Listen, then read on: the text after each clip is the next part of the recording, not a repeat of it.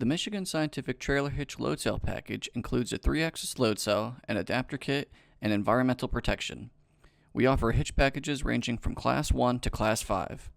Installation is simple and requires no modifications.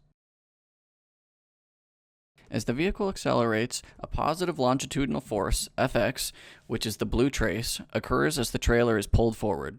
The red trace highlights the vertical forces resulting from the trailer moving over a bumpy driving surface. As the vehicle brakes, a negative longitudinal force occurs due to the trailer's inertia pushing back against the hitch. Once the trailer stops, the vehicle decompresses and the momentum shifts back to the trailer. In this demonstration, the vehicle and trailer experience lateral forces, highlighted in green. These are side-to-side forces that cause the trailer to sway.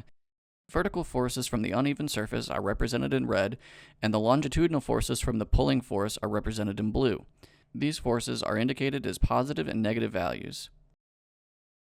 As the vehicle comes to a stop, you can see the ABS working with the longitudinal forces, blue, spiking and falling as the brakes pump.